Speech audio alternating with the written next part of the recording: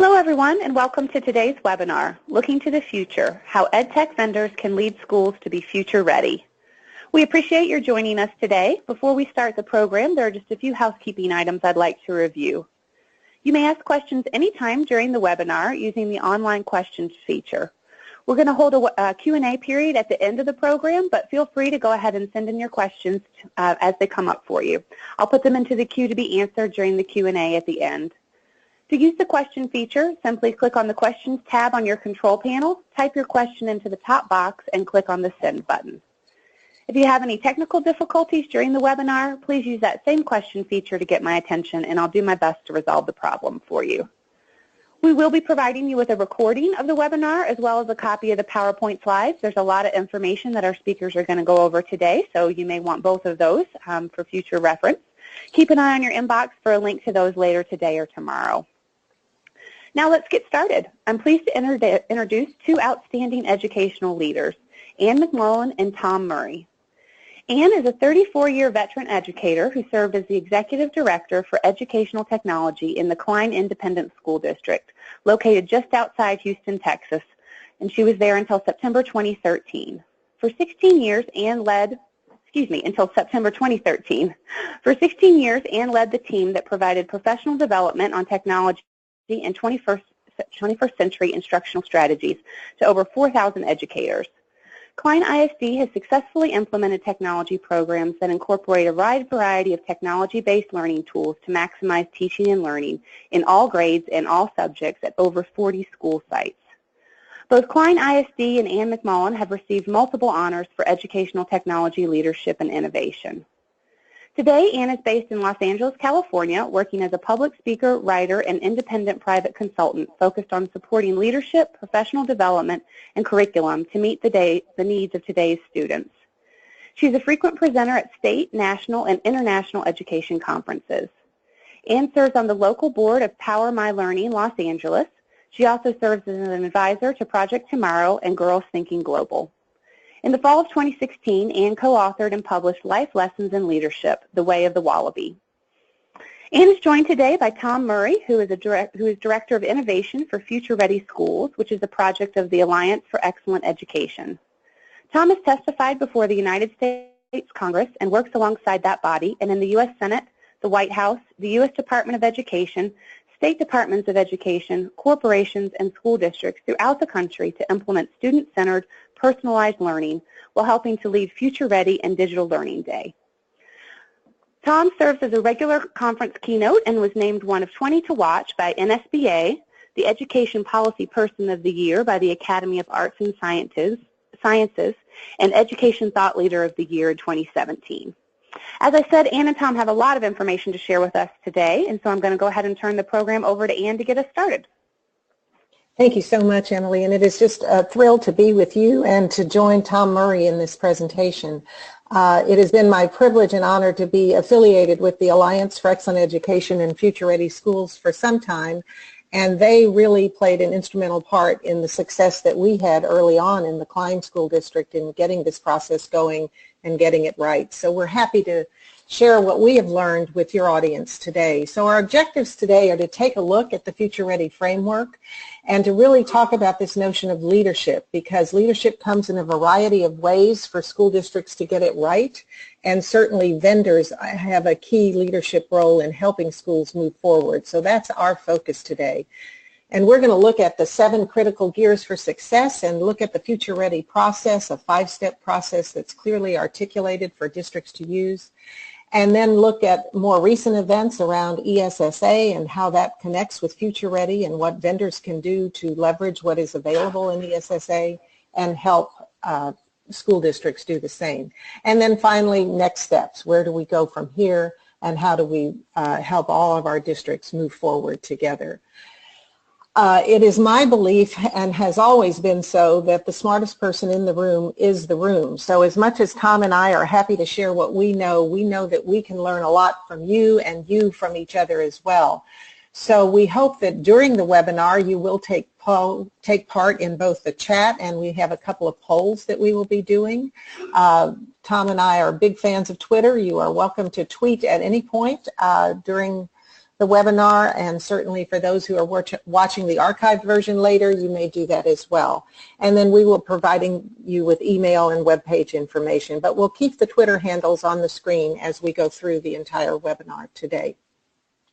So just a little bit about me. I know that Emily did a great job with our introductions. I was born and raised in San Antonio, Texas.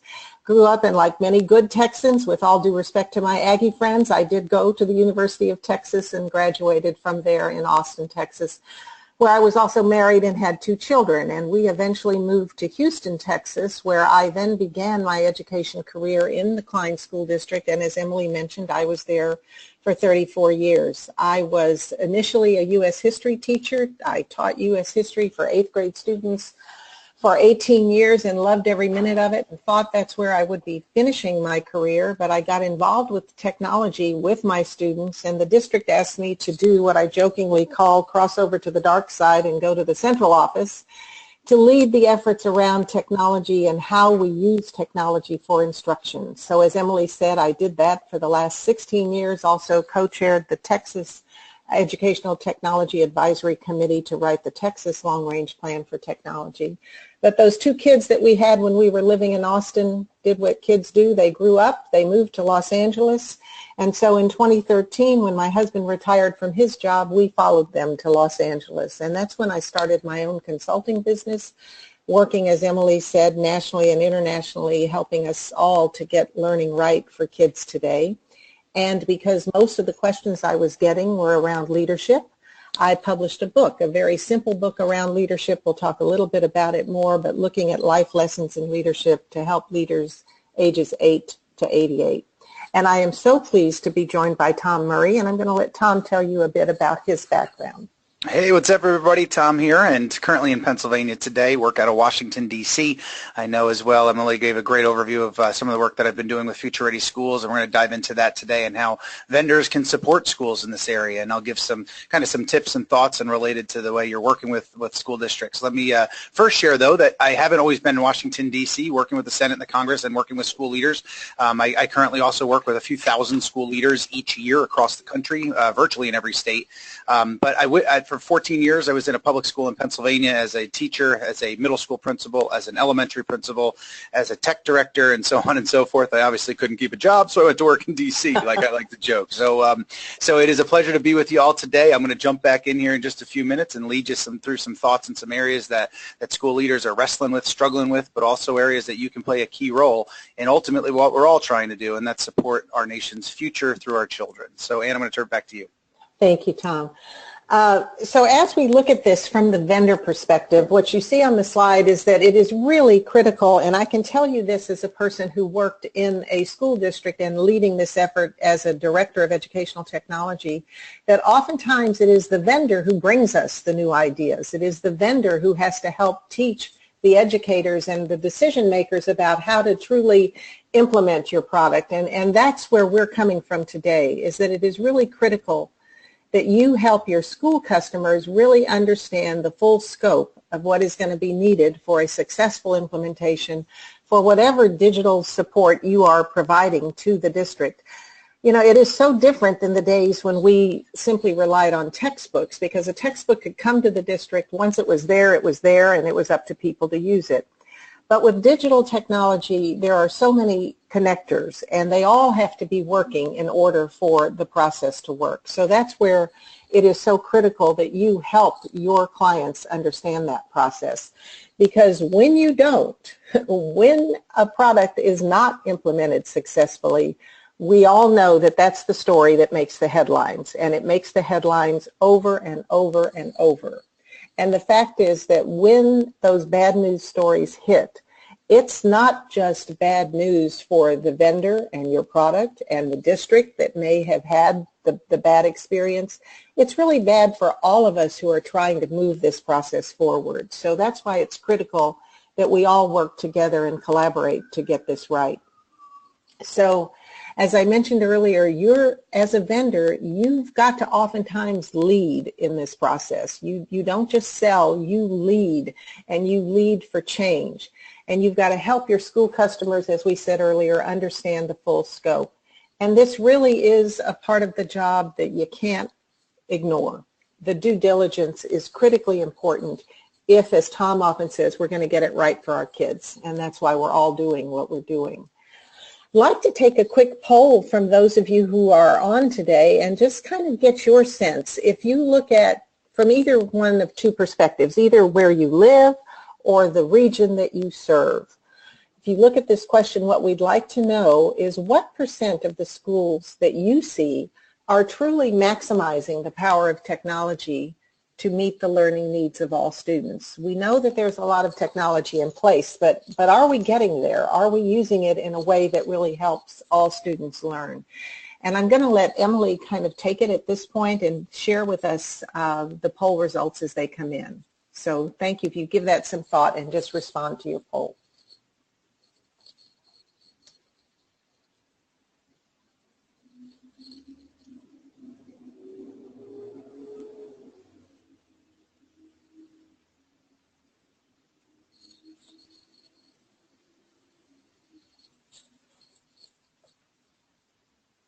So it looks like we have about 62% of people who are in that 25% to 49% range, followed by 24% in that 0 to 24% range. 10% are 75% to 100, and just 5 or 50% to 74. So it looks like the bulk of people think that schools are maximizing around 25% to 49%. So I think what that tells us is that we've still got work to do. Emily, is that flipping back because of the poll?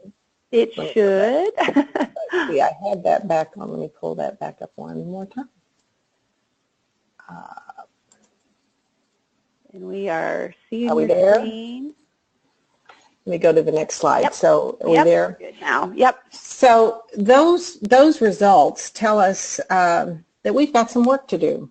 And what I hope that you all get from this today is some language to use with your clients as well, so that you can point them in a direction so that we can raise those percentage numbers, because we've been at this now almost 20 years and we really should be further along. So Tom, I'd like you to pick it up at that point and let's talk about how Future Ready can help us raise those percentage numbers. Sure, and let's dive into that, and thanks, Ann. You know, one of the things, and first of all, hello to all the vendors out there and partners, I like to call them as partners. First, I want to say thank you for all your work. You know, as somebody that has devoted their lives to being in schools and working with school leaders across the country literally on a daily basis, your work matters. The products that you offer, the services you offer makes a difference in the lives of kids and families. And so truly, I just wanted to start with a heartfelt thank you, because I never view any of you or your work as just sales. You know, we all need to be far more than that for the kids that we all serve, and the work that you all do is life-changing for kids in all different ways and all different capacities. So first, thank you for that work. You know, one of the reports, and I'll dive into the Future Ready here piece in just a moment, but one of the reports from one of our Future Ready partners, a group called Digital Promise. If you're not familiar with the report, they released it about 2 years ago, I believe. It was called Improving EdTech Purchasing, where they really started to look at, you know, what are the frustrations of vendors in the software industry, and what are some of the software industry on top of that, what are the frustrations that they have. And on one hand, I recognize some of the struggles that you do have kind of being on the other side of the table, so to say. You work with a variety of districts that are using different language. Some are saying, you know, we're differentiating learning. Some are saying we're personalized learning. Some are saying we're blended learning, and they're meaning different things. And so you could be in two different districts side by side with each other, hearing very different language, which can be confusing. It can lead to frustration on both ends. And so part of the work of Future Ready is also, what's our vision where we're going with all of this, and why do we need it? You know, Future Ready started back in 2014. President Obama kicked it off at the White House, but it was meant to really not be a blue or red type of initiative. I'll give a shout out to the Office of Educational Technology at the U.S. Department of Education. They really helped kick that off and support schools, because there's so many companies and so many groups and so many organizations around the country. It was growing out of something called Connect Ed at that time, and many of your companies may have been involved in Connect Ed, where the president had challenged businesses to support schools in different ways. But this was also focused on leadership and school leadership. What we started to do is really look at, well, where is this need? The last thing anybody wants is some new initiative. Just that kind of initiative overload is totally prevalent out there. Why this notion for Future Ready, and why is it absolutely needed? You want to jump forward there, Ann? So one of the things that's interesting is, let's talk about our industry here. We can go outside and we can talk about the innovative things that you all are doing, or we can look at companies like Uber and how that's transformed that industry, or Airbnb and how that's transformed the hotel industry, and we could go on and on for every sector. But what about education? You all probably spend an incredible amount of time with educators in some capacity. How much has really changed in our world in education in the past 100 years? And you have the unique viewpoint of going to a variety of districts or meeting a lot of different leaders. And, it's interesting, if you were to Google, and I use this image quite often, if you were to look up classrooms from 1917 or 1916, 100 years ago, and classrooms of today, there's two images of what you often get. Desks in rows, kids facing forward, teacher-centric environment up front. And many of you probably get very frustrated, as I do with that. But, in places that we do have an incredible sets of innovation around the country, the problem is it's truly in pockets. And I know that you, as Ann said, are often leading some of this work and showing districts what absolutely is possible. Let me share some studies with you real quick. So this comes out, and the image is the left is my new book coming out for ASCD, and don't worry, that's not a sales pitch on my end. But my new book for ASCD, Learning Transformed, ships in about 2 weeks, but this is one of the major aspects that we put in the beginning. This data here comes from the Student Engagement Survey done by Gallup in I believe it was released in early 2016. Essentially what you're looking at and what it says, the study was engaged today, ready for tomorrow, is if you take a look, it's showing that in 5th grade nationwide, about 75% of our kids self-reported being engaged in schools. And look what happens. It goes down in 7th, down in 8th, down in 9th, down in 10th, down in 11th, where it bottoms out at less than 1 in 3 kids nationwide, and it ticks up senior year. And I personally attribute that to, like, oh shoot, I've got to graduate, or we see that finish line in sight, or I love senior prom, we can see that. But as a vendor and taking a look at that as a partner, one of the things you could certainly ask from schools, and you could share this data, this report is readily available from Gallup online, and you can share that and say, hey, these are some nationwide trends. How are you seeing it in your school? Do you think this would be similar or different? Why is that the case?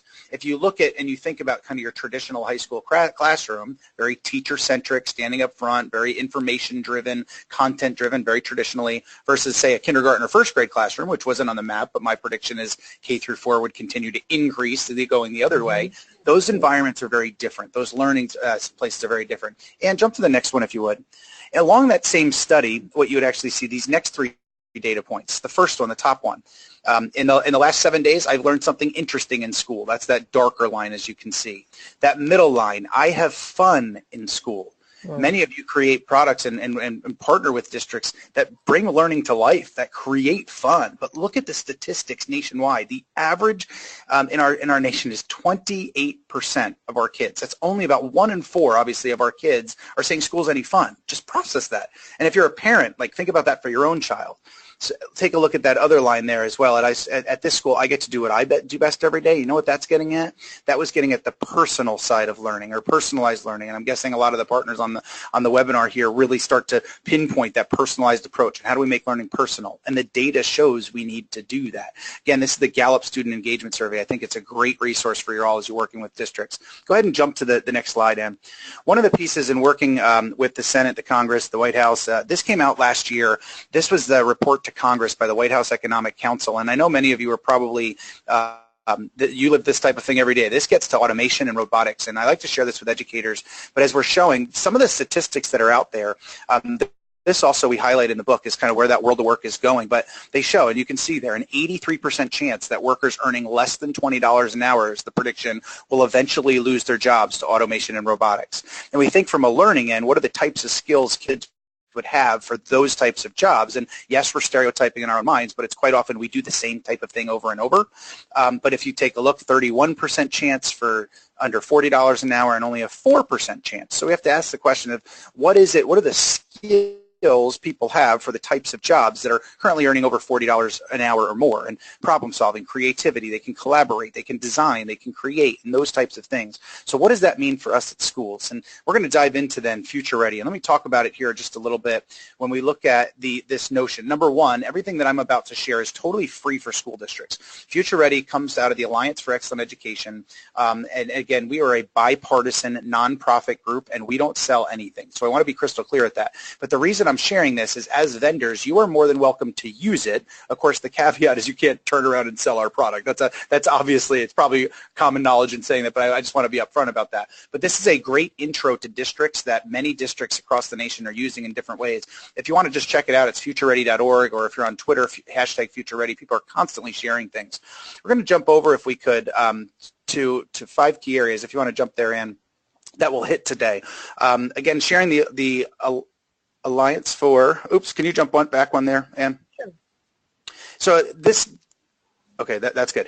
If we take a look here, again, the Alliance for Excellent Education is the bipartisan nonprofit group out of DC that this comes out of, and we're going to share some of the planning tools, the assessments, things that you can share with school districts that gives you the ability to say, hey, if you're not aware of Future Ready, it is totally free, it is bipartisan, and as a partner in your work, this is all free stuff, and so this gives you a lot of great intro. If I'm sitting in your seat, sitting across from district leaders, and you're sharing all these free tools and resources, regardless if they end up going with you or not, that certainly starts to build that relationship, as we all know is so vital in the work that you're doing. And also the tech side, and how does this all factor into the technology piece. And next slide, if you would. Just to give you some perspective here, and those of you that know some of the educational organizations, this is a snapshot of the organizations that we work alongside of in running Future Ready. And so everything from NSBA, the School Boards Association, to ISTE and COSIN, some of the more tech side, which I'm sure you're very familiar with, to AASA, which is a superintendent group, to NASB, NASSP, which is the principals group, and so on and so forth, really coming together to say, how do we do this better work for kids?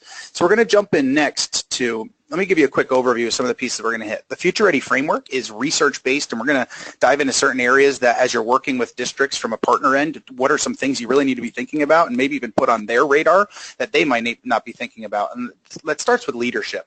So if we could jump to the next slide, Ann, one of the things that we did on Future Ready, and this is actually all public information, this is something you're allowed to look at. If you take a look at futureready.org and you go to the pledge, what you will see there is, here's the pledge. This was originally created by the U.S. Department of Education. We've had over 3,000 superintendents sign this pledge. And if you take a look, many of the tools and the things that you have that you make available to districts support this kind of work. And if you go to the pledge on our website, you can actually break it down per state as to which superintendents have signed the pledge. Now, I'll also, in the same vein, be the first person to say signing a pledge in and of itself doesn't do anything different for the district. However, it does allow a district to take a stand to say publicly, we believe in this work and we're moving with a culture of digital learning. We're moving to help families transition to high-speed connectivity, or professional learning opportunities are important to us, or that access to quality devices. You all supply so much of what they're pledging to do moving forward. Again, if you go to the next slide, Ann, one of the pieces that we'll dive into, again, for your end is futureready.org, and that's the website that's there, and some of the events and things that we do, and there are sponsorship opportunities if your businesses are interested in do that. That's how we operate a lot of this stuff for free, but it certainly gives you some great brand presence and logo presence there as well, and we can certainly follow up after the webinar for anybody that's interested in that. And if you could jump to the next slide. The other thing that we'll share here is if you happen to be following along on a computer, and I know if you're like me, you probably have a couple tabs open. One of the things I'll be talking about here when we look at the framework, you're welcome to follow along through there. If you go to dashboard.futurereadyschools.org, I'll dive into this towards the end even more so, but this is a free tool with over 550 totally free resources that I'll share a little bit later for district leaders that actually is going to have the framework and some of the resources that I'm going to be sharing moving forward. So if you want to grab that URL, feel free. But what we're going to dive into here is really 7 critical areas. We call them gears as part of the framework for success. Essentially, and as you know, and one of the strategies for you all really need to be, and as I'm sure you already do, but districts can't just focus on the stuff. They can't just focus on the hardware. They can't just focus on the software. And maybe you're a vendor or a partner that's your primary purpose. That's all well and good because that's a vital part of the work. But for districts to be successful and for you all to ultimately have the sustainability with the district, that partnership long term, there's so many other different areas that go into a successful digital transformation. This is all research based. And so this goes from the Future Ready framework that you'll see there that's available on that website. We're going to dive into each of these areas, and if you go to the next slide, these all come together, these different gears, and I'm going to hit them really, really quickly, and then we're going to just spend a few minutes with each one. But all of these, again, are research-based. These are the core components and core areas that districts have to really implement well. In the same vein, if they leave one of these areas out, it can truly all come to a screaming halt. So starting there at about 1 o'clock, that light blue one, that's curriculum instruction and assessment. And let's go ahead and dive into this one. When we look at curriculum instruction instruction and assessment. Part of it, and I'm sure you all impact this in some capacity, some of the areas, and you can see some of the elements, we call them, that 21st century or deeper learning, that personalized learning. Those are some of the terms that you all are probably using with districts. One of the pieces that I would really encourage from a vendor end that we work with school leaders, but would be really a great exercise for you all, is helping districts vision what are they looking for teaching and learning, say 5 years out. One of the major issues that we're seeing nationwide in education is currently that so many districts, they do things 1 year at a time. And you're probably shaking your head like, yeah, tell me about it. I know. You know, they set their goals 1 year at a time. They budget 1 year at a time. They often hire people 1 year at a time. And what that does internally is it becomes so myopic of a 1 year period as opposed to looking out, you know, where are we trying to go with teaching and learning 5 years from now? A great strategy for you all as vendors is to, obviously teaching and learning is the heart of what a school does and what districts do, is to open your conversations, because they know you're going to sell something. They know you're going to say, well, push the paper across the table. All right, this is what it's going to cost. They know that's coming.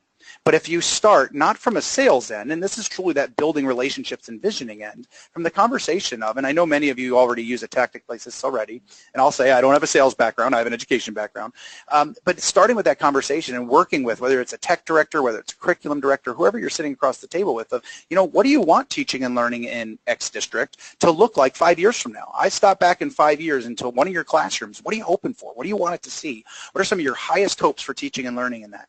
Helping districts vision of what they're looking for down the road. It's kind of like starting with the GPS. I use Waze virtually every day, the mobile app on a phone, where I plug in kind of where I'm going and it socially gets me there, and if traffic's building up, it'll reroute me around. That's the type of thought process districts really need to start to go to, of here's where we want to be in 5 years, and yes, it's going to shift a bit in the next 5 years, but how do we develop that plan to get there, and what do we want that teaching and learning to look like? Many of you probably sell types of products that support curriculum and instruction. One of the key pieces with all of this, as I'll dive into the professional learning and the longevity, is, you know, if people aren't using your product, but they're paying subscription rates for it, as money continues to dwindle in certain areas, they're not going to be reordering it if people aren't using it in scale. However, the flip side is also true. You know, as we're working through teaching and learning, whether they're ordering those materials, if they're going well, for you all that longevity piece is, how do we make sure that we have that 2 years, 3 years, 5 years? And having that vision for teaching and learning is really a key piece to that. And then you offer dynamic supports. And you're such a vital part of that conversation when you can say, hey, you know, I'm working with a district about an hour from here, and this is the same conversation they were having about a year ago, and here's where they are now. That is valuable information that districts really, really need. One of the pieces that's interesting, if you go to the next slide there, Ann, this comes out of the National EdTech Plan. This is called the Digital Use Divide. And first, if you're not familiar with the National EdTech Plan, I would really encourage you to take a look at that. This is something that the Office of Educational Technology led, and they did a fabulous job of getting a variety of people on board. It's tech.ed.gov/NETP. You can pull that up, and it's probably, I joke, it's the one document out of DC that I would say it's worth your time, that you should really dive into. But take a look there, and that's the digital use divide. And this is something that you probably see often. Teachers that are using some of your products and things for very much passive or consumption-based use versus active use. And the research shows that EdTech works when it's done actively, that interactive learning.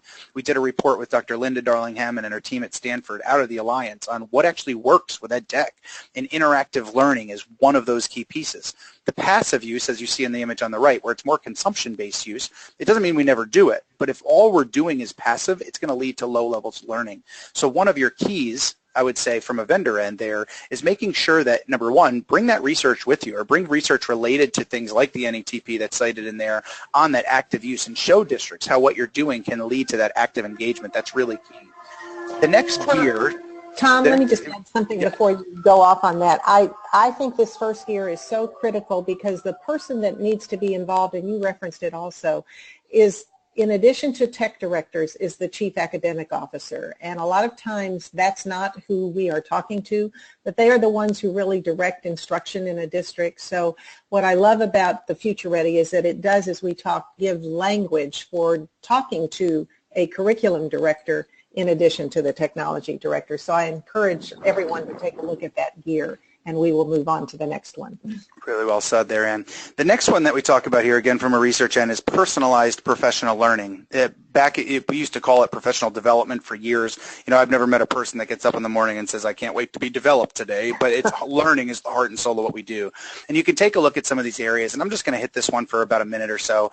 One of the key aspects of your work for longevity is how well can teachers actually implement what you're selling them into the district, and professional learning is truly that vehicle. So one of your biggest challenges is going to be, it's not just the sale's been made, I'm over, I'm out, and let's hope they need it again in 3 years. If that's that case, you're not going to have that sustainability or that longevity, because as we all know, if teachers aren't using the product, or if admin aren't using it well, or they don't understand it, or they're using it at tiny utilization rates, you all are not going to have that longevity with that district. And so how do we partner with districts to really support professional learning? And I'm not just talking a couple of hours here or there, a couple of workshops, to truly make sure that it's working well. And your time is going to be so well spent making sure that that implementation goes well and staying along them. That also comes down to relationships with our districts. And those of you that have those strong relationships, that you're present, that you're on site, after the paycheck and the PO has been signed and you've gotten the check,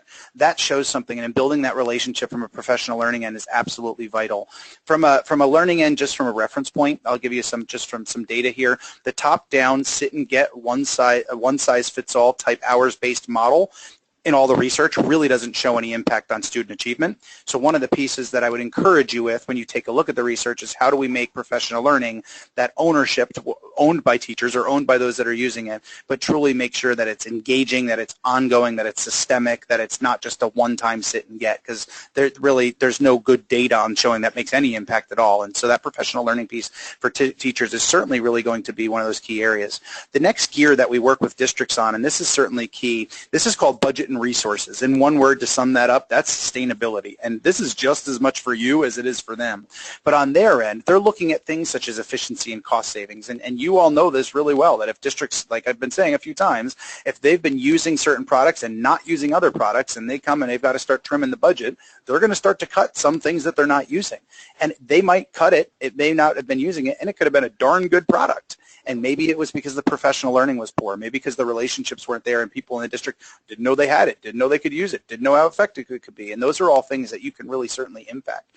When we look at the sustainability piece on your end as a vendor as well, you need that longevity. It's not about that one-time sale. It's how do we make sure they're coming back to us in that next round, or that we've built that relationship, that we're available and answer to questions. As a former tech director myself, there was vendors that and partners I love to work with, because the moment we had an issue with the product or something came up or there was a glitch in the system, I knew that they were on it. That person called me right back. That customer service was there. I was going with them even if there was issues. Hey, it's life. We're going to have issues with things.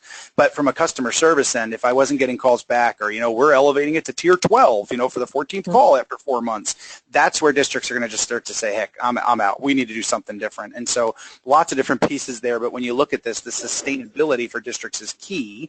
If we're buying, 5,000 Chromebooks tomorrow, 3-4 years from now, how are we going to pay for this again is a question they need to be asking. And your question's also going to be asking them and working with them on, what is your kind of revenue stream long term? How can we make sure that this is feasible for you in the long term? And as you talk long term there, that's going to mean a lot to districts and show them that that's important to you as well. And of course, the longevity is your sustainability as well.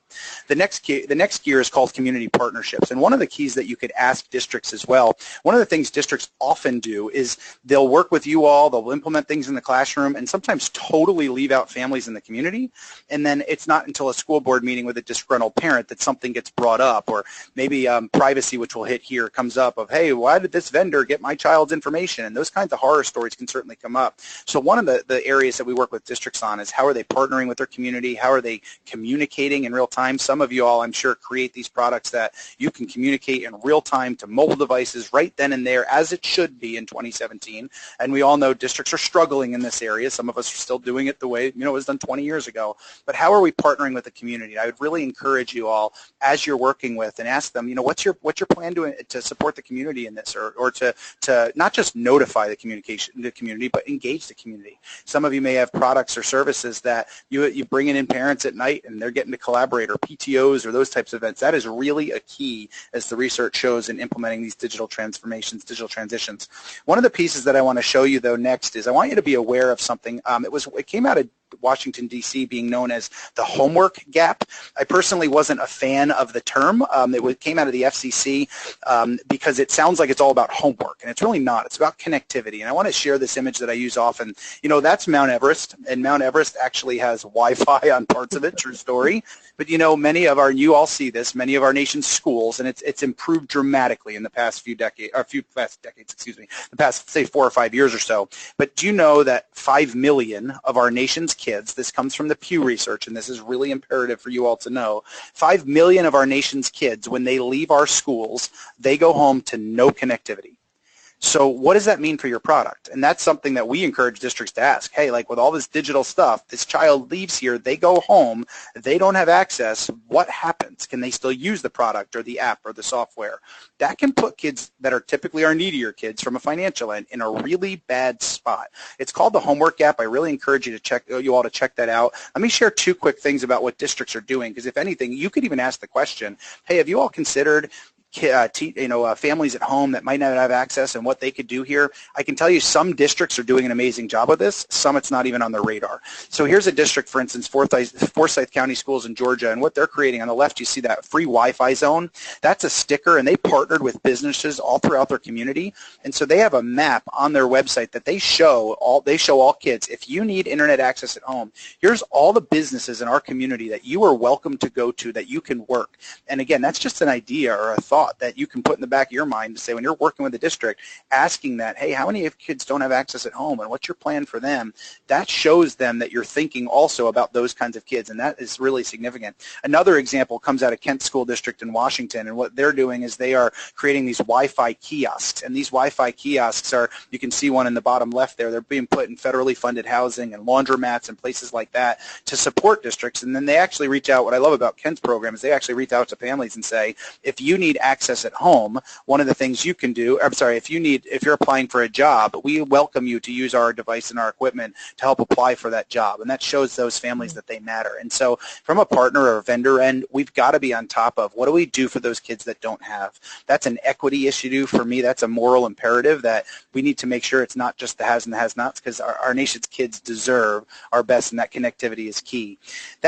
All of this brings up, though, our next gear, and that's data and privacy. And you heard in the intro, I had the opportunity to testify in front of Congress about 2 years ago now related to student data privacy. When we look at our different elements, these are things internally like policies and procedures and practices or data-informed decision-making. You know, this is something that I'm guaranteeing is on your radar already as a vendor. When you go, if we take a look, and if you could jump a few slides forward to the map, when we look at privacy nationwide, this comes out of this is from 2 years ago, from 2015. This is made by, and you can see the logo in the bottom right, DQC, Data Quality Campaign, is one of our Future Ready partners. I encourage you to check out the work as a vendor or a partner, Data Quality Campaign. So this map, what this is showing you, the purple states in 2015, there was 28 new laws passed, and that's the purple, the state legislation passed, and 188 bills in 47 states. I happen to live in Pennsylvania. I don't know what we were doing that year, but all the others, look at that. Look at that across the board in all those different areas. And so I know for some of you, you're probably thinking, this has been a nightmare for us. And I bet it has, because you have at the federal level, we have FERPA, we have SIPA, we have COPA, we have PPRA, we have those pieces. And then every state you work in technically has its own legislation related to privacy. And then down to the district level, we have district level policy related to privacy. And I can tell you, in my gut instinct, I work with Republicans and Democrats in the House and the Senate on this issue. Student data privacy is not going away or diminishing. This issue is only going to increase. And what I'm about to say, I don't mean politically at all, but especially when you look at the election season with what happened in the news on both sides of the aisle, so much of it truly was privacy related. And so I believe that this is going to continue to trickle down to schools. So one of the things you're going to absolutely need to have on your radar is making sure that you're ready for, how do we handle privacy? How do we handle student information? What do we do with any sort of personally identifiable information. What happens if they leave you and they go to another vendor for something? What happens to the student information then? On our end, I'll tell you, we're encouraging districts to make sure they're asking those questions. As we all know, one mistake by a district or a vendor in this on a vendor end could put us out of business. On a district end could put us negatively in national news, but most importantly, it can harm kids. And so we want to make sure that student information is safe. For those of you that work on teacher information, that is safe as well. I'm sure this is on your radar already. Data Quality Campaign is a great resource for you all as well that are doing that work. The other piece that many of you have probably already considered, some of you have already signed, is probably also the student privacy pledge, and I know that's very vendor oriented. I don't have a slide for that. If you're not familiar with that, I encourage you to Google that, the student privacy pledge, and I know probably over 300, somewhere in that range, businesses have signed on and say, we pledge to do these things. And I've heard businesses rationalize why they don't do certain areas that they don't sign on. But if you're not familiar with that, I encourage you as a vendor to look onto that, because I know a lot of districts look at that and say, have they signed that privacy pledge? Can we ensure that they're doing that? But you can also be very strategic about data and privacy and be upfront with districts. We know that your privacy is important. We value the privacy of your students. We know that is vital to every parent that you're serving. And here's how, as we as a company or a vendor, here's how we support that. We just want to be upfront with it. This is how we keep kid information safe. If you ever leave us, this is our pledge. This is our commitment to what we're going to do. And of course, adhering to the laws of FERPA, SIPA, those kinds of things there as well. Let's jump over to the next gear. We spent all day on that one, on robust infrastructure. I'm guessing a lot of the partners on this webinar, this is probably some of your focus area when we take a look at robust infrastructure. This gets to the adequacy and access of devices, or that networking in the network. Some of you may sell things like wireless and access points or servers and switches. This is vital and a key. The problem is, when we've rolled out Future Ready nationwide, this has often been the focus for districts, and that becomes a bad thing when districts start to focus more on the technology than on the learning side, and learning really has to just to drive all of this decision making. But when you're looking here, one of the key areas as a vendor end to support your sustainability with districts as well is helping districts with procurement and helping districts with refresh plans. You know, when we look at longevity of things like servers or switches or access points that might be, I don't know, 7, 8, 9 year period, somewhere in that range, you know, what is the plan, say 8 years from now, to replace this portion of wireless or whatever it's going to be? What's that plan? And it's important for districts to be thinking strategically like that, especially in so many states where they have laws that cap budgets, and you can't just say, hey, we're going to have a 0%, a 0%, a 0%, now we need $3 million. It can't work like that. And so part of your strategy is certainly making sure that that robust network infrastructure can be built, that you also give the adequate and responsive support that you see on there. That's often talking about a tech director end or a tech department end for their area, but that's also for you all as well. But supporting with them with that formal cycle for review and replacement, that is vital. You know, I work with schools literally around the country every week, and I can't tell you the amount of districts that they're all bold that they're one-to-one, and they're all excited about being one-to-one, which is all well and good. And then you talk to the teacher, and they're like, yep, but my devices are 8 years old, they take 16 minutes to boot, and they die after 4 minutes. And that's that formal cycle for review and replacement, because otherwise the technology can get in the way of learning if we don't have that in a seamless feed, and that's something that districts are certainly working on there as well. I often get asked this question. You know, I'll get a question from somewhere in the country like, hey, Tom, what type of devices should we buy? We just bought this, you know, we just got this this bond pass last night. What kind of devices should we buy next year? And my response is always like, all right, if that's the first question you're asking me, don't buy anything. Because, and as a vendor, you're like, wait, what do you mean by that? Hear me out for a second. Districts really have to have focus on what do they want teaching and learning to look like. That's that vision piece. And then what are the devices and the tools that you all provide that are incredible, that are going to support them in that process? And the image that I created here is you could take the best computer in the world, whatever that is, the best computer maybe your company sells if you happen to sell computers. That exact device can be used for what you see on the left. It could simply be a digital worksheet storage hub. And if that's all it is, man, you're not going to have that longevity because it's not making any sort of difference in the lives of kids or in learning. That's taking the packets of paper that were in desks when we all went to school, putting it on a device, celebrating that we're digital learning. All the research will show and all the teaching pedagogy will show that doesn't make any difference. We just spend a lot more money doing it if that's the case. However, that exact same device can truly be used as a pathway to unleash student genius. And this is what you all do to unleash learning, unleash that passion for learning, and do things that couldn't be done without it. And so it's not the device's fault how it's used. When you take a look here, let me hit the last gear, and this is called the use of space and time. Two different aspects to this. The first one really being use of space. This is learning spaces. Now, I have to tell you, when I was a teacher early on, this is not something that I really ever thought about. I can also tell you this is one of the largest needs nationwide in schools across the country. This is also an area as vendors that you can ask schools about, and asking them, you know, what are your plans? Hey, we're bringing in all this great tech, all this great stuff to create and design. You know, what's the room setup's going to look like? And so this learning spaces are getting at the environments that kids learn in. And what I mean is contrast an environment where that learning is messy and kids are hands-on and creating and designing and up and moving around and the seating's flexible and comfortable. Contrast that with walking into the classrooms that we often sat in with a hard desk and chair facing forward, facing the teacher standing up front the entire time.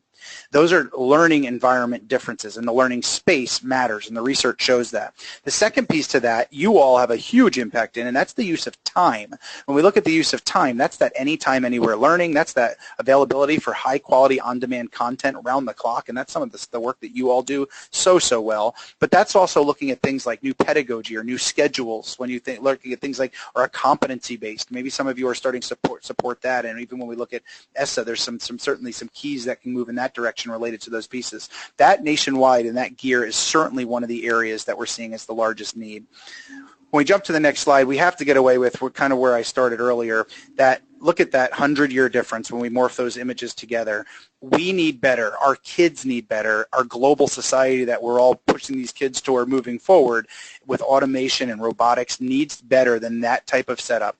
Simply placing computers on those desks in those classrooms ultimately, and all the research will show this, will be a waste of money if we don't change the pedagogy side of things. And so part of it in your conversations with districts, especially if you're using the EdTech stuff, it has to be about the pedagogy piece, not just about the hardware. Now, I don't want to minimize the hardware or the infrastructure. That is vital, but that can't be the focus. The focus has to be on the shifting of the learning piece.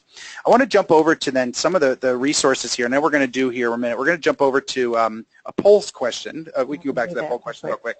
And I'll pause, Ann, back over to you.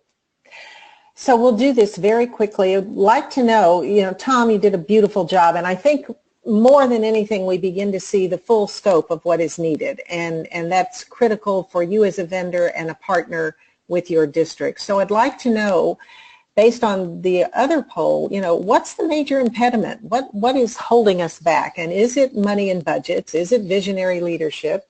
Is it the reliability of the technology tools, or the knowledge and the will to change, or is it something else that is somehow moving us or holding us back rather from moving forward in the ways that Tom described? And Emily, I'll let you manage that poll question for just half a minute or so.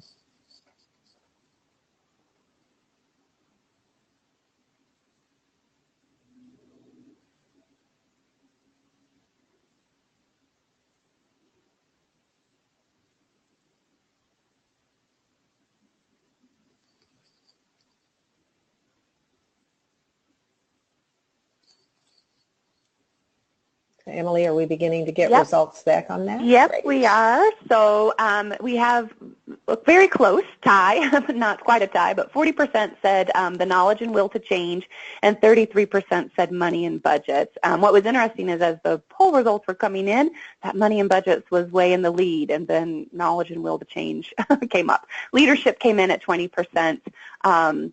7% was other, though we didn't get a lot of specifics on that, and 0% was the reliability of the technology tools. Interesting, interesting. So I think it's important for you to know that. Let me get this slideshow back on again, so that you can address the specific need in whatever district or school you happen to be working with. And sometimes it is money and sometimes it's leadership. And the beauty of the Future Ready tools is that you've got language and tools to help you address whatever issue you're facing with the schools that you're helping to lead. One of the things that Future Ready does very well for districts, even though it may seem a bit overwhelming, is to provide them with a process to work through the process and really guide them through that. So Tom, let's talk a bit about that assessment and the 5-step process, and I'll put it back to you, please. Sure, and thank you. I have to chuckle at that, at the responses there, and I knew that no vendor was going to be putting, hey, the reliability of technology tools is the issue, and I had to chuckle on that one. And I will say, I know working with so many different products, you all do create great things, but I'm willing to bet that if we ask teachers all of that we might have some percentage there as well. So a good chuckle there that I hope we can all have a good laugh at. But I totally agree with the other pieces there. Let's dive into this here. And one of the pieces, the reason I'm sharing this is because this is a tool that you are more than able to share with districts. We've had it's over 1,200 districts at this point that are using this tool. I mean, it's hard enough to get 10 districts to do the same thing. This is over 1,200 districts in every state across the country using a tool. And this is the Future Ready dashboard that I had shown earlier. And again, the URL is dashboard.futurereadyschools.org. Now, to be clear, this isn't something you can sell to them because that would be a trademark issue in a variety of different ways. But this is something you'd be able to share with districts and say, hey, if you're looking for some assessments related to visioning and planning, and as we work alongside of you as a partner in all this work, have you checked out the Future Ready assessments? And I'll share some big compelling whys in just a little bit. But this assessment, if you want to go to the next slide, there's a 5-step process that we have for district leaders. And again, this is all free. Districts own all their own data. No, we will not sell any of the data, and no, we don't make any of that data transparent. This is very key for districts. They have that trust there with us. They work through this 5-step process to really create a vision of teaching and learning and where they're going. But then all the different gear areas that I just showed you, walk through the steps to get some data points on where do they actually stand with these things. And those data points will actually give a variety of scores. If you jump to the next slide there, inside the assessment and inside the dashboard that you can see. And this is just some dummy data as an example. And of course, we just did a lot of averages quickly. But it helps districts prioritize where are their needs. And as a completely free tool for district leaders, this really gives them, hey, we need to start focusing on data and privacy. It's coming out. Or, maybe the use of space and time. And I can tell you again, the use of space and time comes out as the largest need across the nation that we're seeing. But when we look at this, what also happens is districts get scores in the different areas, but then when they go to, if you want to jump to the next slide, Ann, they also get a variety of gaps and strategies that they can use to close the different gaps that are seen in the analytics. And again, this is totally free. And so districts will get a variety of gaps that are seen inside the report from the analytics, and then it'll recommend strategies to help close those gaps. And those strategies were actually all written by practitioners around the country that have been leading this work for a real long time. Really encourage you to check out that tool and to take a look inside that tool. It is a tool, again, that you can say to districts, hey, yes, go ahead. Go ahead, Ann. I just thought we lost you for a second. Go ahead. You ready for the next? Thank you for that. Yep. And it is a tool that you can certainly recommend to districts to use. We don't charge anything for it. There's no money made on our end when I say that. But again, this is a support that you all can use in working alongside of them when they've got really, really good data. You can help them better. And what I mean by that is if you can, a lot of districts will work with vendors and partners to show them their data, to show them their scores, which then in turn helps you help them that much better because you have specific ideas of where they need. With that, if you jump to the slide next to that, Ann, ESSA, and I know you all just did a webinar related to ESSA. Let me talk at this here for just a little bit. 2 resources for you that can certainly be helpful because this, obviously, the new law of the land for education, this is something that states are currently making their plans, submitting their plans for related, and of course, overall for ESSA, a lot more control at the state level, a lot more control at the local level, pulling back from that federal control. 2 resources for you that you may want to jot down. One on the dashboard that I just shared, dashboard.futurereadyschools.org. At top, you will now see an ESSA link where you'll see here's a screenshot from that page. Part of it, we outline where is digital learning throughout ESSA, and we call the specific language out for you. So you're welcome for that, where we call out the letter of the law, and I would really encourage you to take a look at that and dive into some of those because that'll show what districts are really obligated to do in different ways, but it'll help you kind of sell to those needs. The other piece to that is related to something called Title IV. Now, Title IV was just in the news about another week and a half ago. Congress and the Senate, you have to remember ESSA is not a funding bill, it is a policy bill, and so the Senate and the Congress and appropriations have been going back and forth about how much to actually put into something called Title IV. To share very quickly, Title IV, and to overdo it in the sense of, I guess, to not really dive into it, but just to share quickly, essentially they took all the different block grants and stuff that had been out there, funneled into something called Title IV. The reason that I'm sharing this with you is because states have the ability to use Title IV money and funnel it to districts for a variety of different things, one of them being the innovative use of technology. With that said, that's where a lot of you all will fall related to Title IV money. The number that came out was about $400 million, which was significantly lower than everybody had hoped in D.C., but it is still certainly a sizable enough that it is going to be making a difference. When we take a look inside ESSA Title IV, one of the key things to remember is there's a part of the law essentially says that districts that earn $30,000 or more related to Title IV have to do some sort of an assessment to vision and to action plan before they get their money for the state. So essentially they don't just buy stuff with it and then turn around and have nothing to show for it in 3 or 4 years, but they have a vision and a plan before they implement it for that money to come through. The U.S. Department of Education recommended one tool for districts to use for that visioning and planning and action planning piece, and that was this Future Ready dashboard that I've been sharing. And so to let you all know, again, this isn't some fly-by-night type of product or something like that. This is something that's been officially endorsed by the U.S. Department of Ed for Title IV, for districts to be able to use because it's free and districts own their own data. Encourage you to check that out. The other area that you can check out related to ESSA, if you're not highly familiar with it, on the Alliance for Excellent Education, that's our homepage. That's www.all4, the number 4, ed, all4ed.org. Again, that's numeric 4, all4ed.org/ESSA. We have a lot of tools, resources, videos, and handouts that you all can use. They're pretty much district-facing. They're meant for districts. However, it would be really informative for you to understand the different aspects of ESSA because this is what's on the plate, especially when we're walking into a district office for our superintendents and curriculum directors and so on and so forth that they need to work towards moving forward. So, Ann, I'm going to turn it back over to you. Thank you, Tom. And that's one of the things I would say that is so valuable about Future Ready and the Alliance for Excellent Education is that it is dynamic. They respond to the needs of the day. They provide the resources in real time that you as a vendor partner can use and certainly that the districts can use. So the ESSA example is a great one of something that has come up that people need to know more about. And certainly Agile has done an excellent job in that as well. Many of you may have been on last month's webinar with Doug Meskar, and if you didn't get to take a look at that, I encourage you to do that because he's got some great tools and thinking around ESSA and where we're going with funding in education. And then actually a year ago, Steve Rowley with Acumen Partners did another really good piece of work around funding and where it's going, and that, of course, is a critical piece of information for any vendor partner to know and to help educate your school clients around that. So as we look at what's next, and that speaks to the dynamic nature of Future Ready because they don't just sit on the great accomplishments that they've done, but they're always looking forward.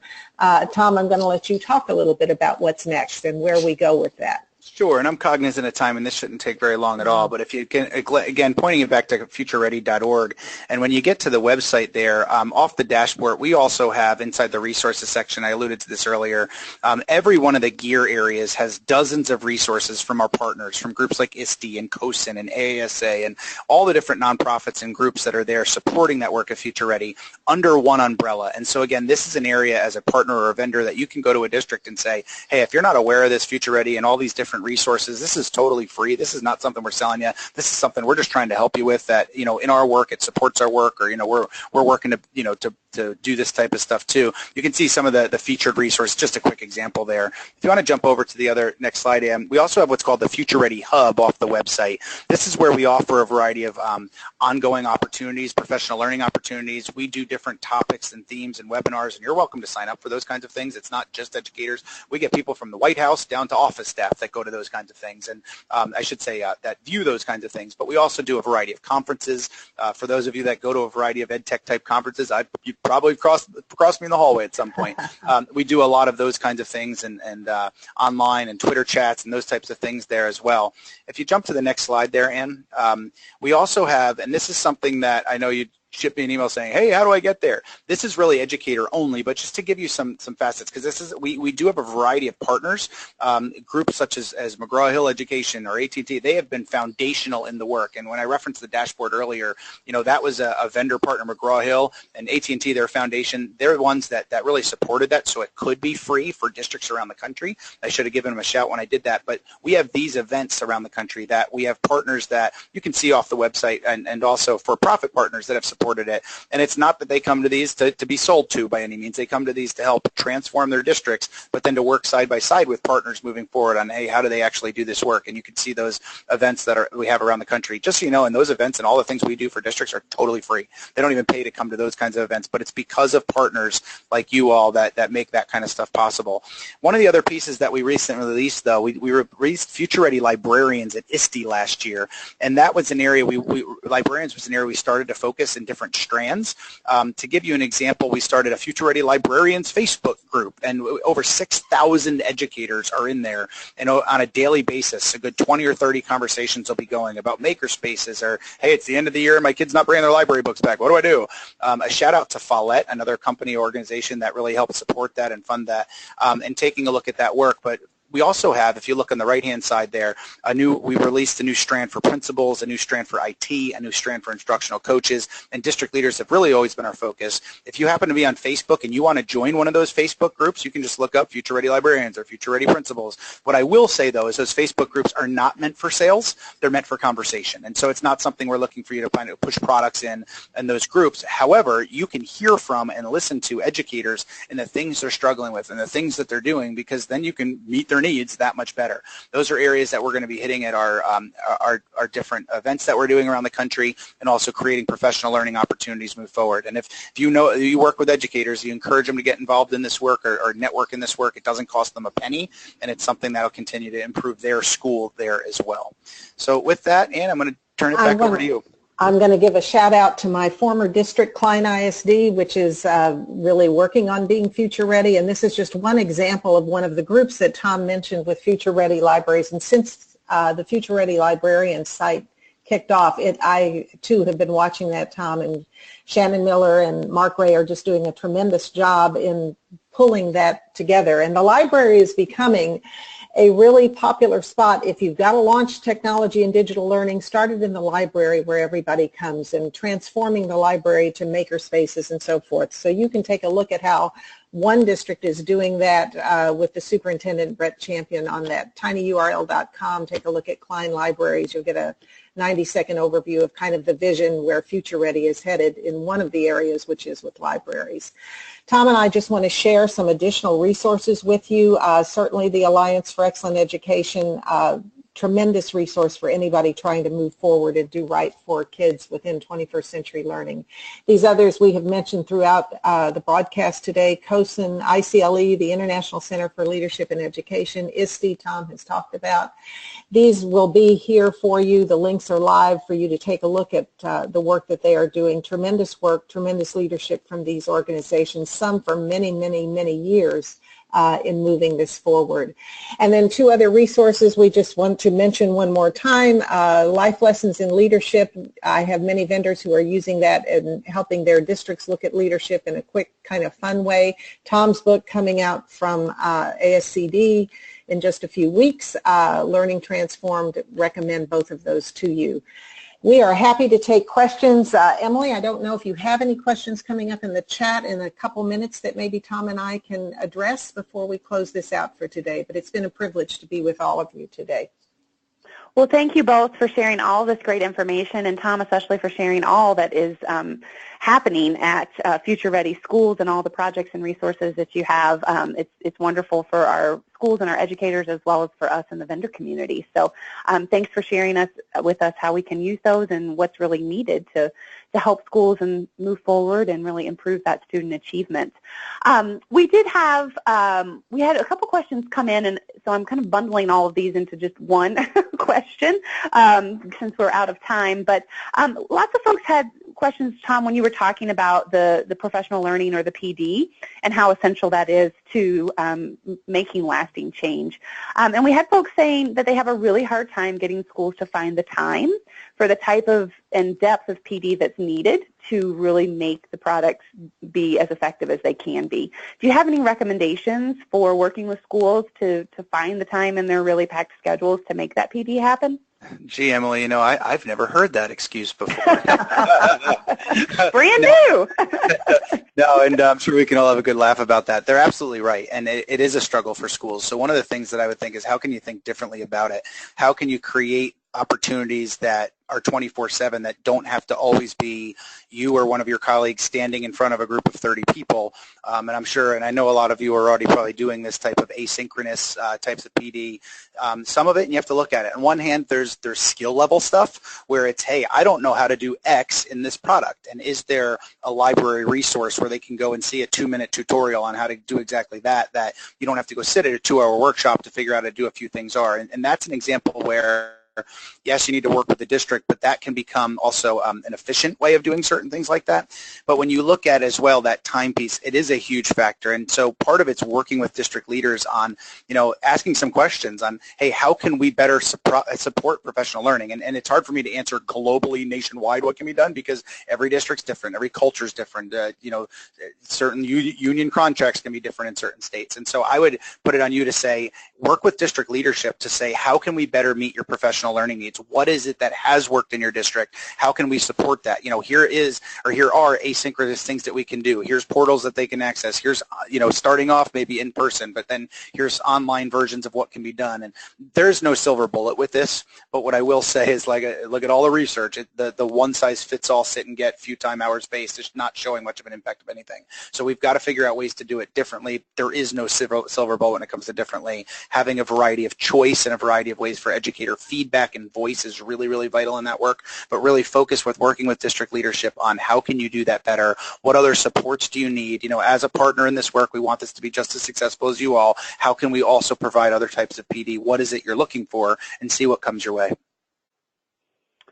Well, I think that was a helpful answer, and it's what we're asking schools to do, which is think differently and do differently and really meet the needs of students. So we need to do the same for educators and help them be as effective as possible. So thank you again, Ann and Tom, for all of this. And I know I got some chats about people taking tons and tons of notes.